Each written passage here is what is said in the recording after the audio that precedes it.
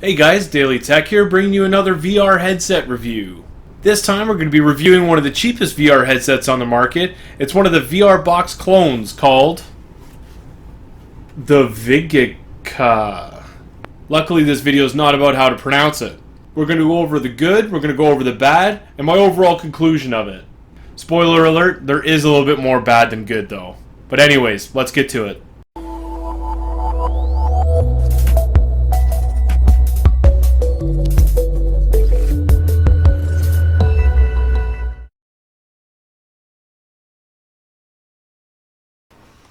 So looking at the headset, the outside is just really normal, generic plastic. It's nothing too fancy, but for the price point, it's really kind of what I expected. Now looking at the foam padding, it is pretty comfortable somewhat, but it's not too squishy, so it doesn't hug your face as well as other headsets would do. I found on the sides that they stick out a little bit too much because the profile is a little bit too flat, and it lets a little bit of light inside when you're playing. The design on the front is pretty common. I'm sure you've seen this 1,000 times before. Look, if you've been looking across Amazon or other websites, they all use the exact same headset, and this is a pretty common one that a lot of manufacturers use and then just restamp it with their own name. So from one to the next, they're all going to be about the exact same thing, but just minor little changes. So I wouldn't really sweat it too much. Now, I'm not a big fan of the front. Reason being is that there's only minimal venting. So you only have a couple vents up here, and there's also a couple vents down here, and then you have venting on each side as well. Those are also going to double as cable run spots for your USB and also for your headphone jack if you're going to use that. Also on the front, these panels are actually removable.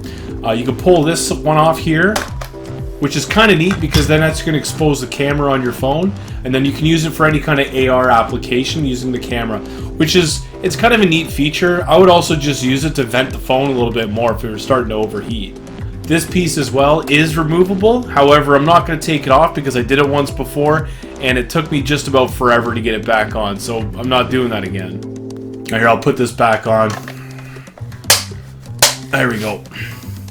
Now looking at the straps, this is one spot that I really enjoy and I thought it's very well done. Now these buckles that they use for adjusting are a lot better than most that I've seen that use Velcro. The Velcro never seems to sit quite right. You get it on a bit of an angle, and adjusting it while it's on your head is a real pain. These adjust really nicely, you get a really good fit. Also the straps are nice and thick, so they're quite comfortable. And surprisingly enough, this little plastic piece on the back of your head, it really gives you a nice comfortable fit on the back. It really feels like it's holding onto your head quite nicely. I thought it was going to be uncomfortable, but actually it made it quite a bit better. Another thing I should mention too about the straps that is really well thought out is this front strap. You can see it here, actually goes right to the front of your headset. So what that does is it prevents your headset from falling forwards, and it gives it really nice balance. Because some of them I've seen actually put the strap right here, and the problem with that is that it leaves this whole front unbalanced at all, so then it feels a lot more heavier than it actually is. Now looking at the top of this, there's a few adjustments for your eyes. So these will independently adjust how far the lenses are from your eyes. So no matter really how screwed up your eyes are, you should be able to get something that's going to look pretty good. Also, these can go side to side as well, and that's going to be for depending on how wide your eyes are set. Now we'll take a look at where the phone goes in. Now it's just this side here. All you do is you pull out the little tray, and this is going to be a universal tray for any phone. Now when they do send this to you, they send you little foam pads that you need to put on yourself. And that's so that you can put them in a spot where it's not going to interfere with your volume buttons or any other buttons on the side of the phone that you might have. Now to get your phone in here, it's a little bit of a pain, especially if you have a larger phone. What you need to do is you need to lift up this top part. See if you can take a good look at it. And you have to rest the bottom on your foam pads. And then to get the top on, I found that I had to pull from the back and lift it up and then let my phone sit in and then let it go. And then from here, you need to center it and make sure your phone's sitting right in the middle, or else the picture's going to be offset inside the headset. And then from there, all you do, pick up your headset, Slide your phone in and it's all set to go. One of the biggest downfalls I did find about this is that it doesn't come with an action button anywhere. There's no magnet. There's no way to interact with the screen or interact with an app by just using the headset alone. And that's going to really slow you down with a lot of different cardboard apps because they do need some sort of an input. The only ones that are going to be able to work with the headset alone are ones that you stare at an object to activate it. Now, the model I got did come with this Bluetooth remote. Now, I'm sure you've seen a few of these around. A lot of different headsets are going to come with the exact same remote. This thing's just junk. It's garbage. I think I spent about an hour trying to mess with it. The only thing I learned to do after an hour of use is just how to get really frustrated with it, and I'm constantly closing the app by mistake by hitting the wrong button. The user manual on this is just as terrible, and it's an absolute throwaway. So if you are going to get one of these, make sure you get the one that comes with the actual big Bluetooth controller. Now, as far as the performance goes, it works. I mean, that's about all I can say.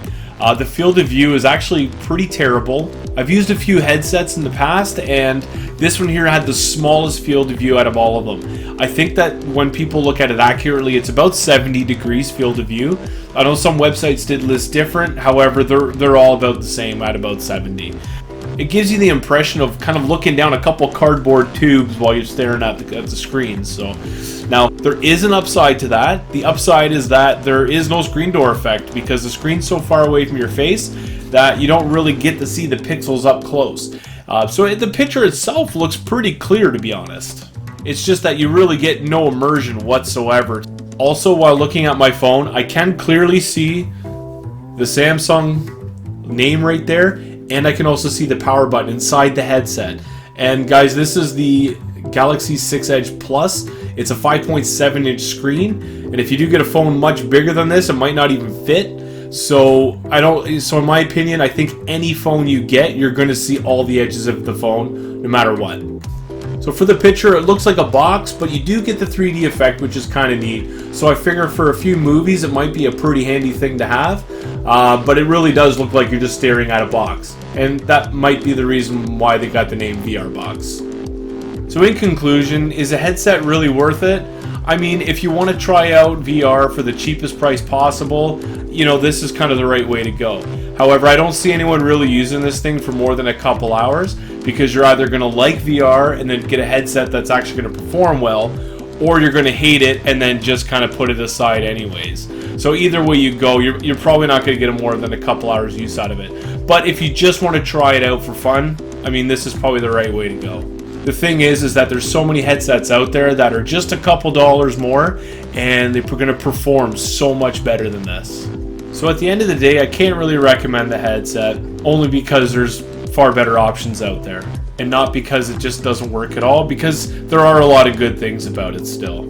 So hopefully this made your decision a little bit easier. I want to thank you for watching, and if you enjoyed the video, remember, thumbs up and subscribe, and I got plenty more coming out soon. Thanks again for watching. See you next time.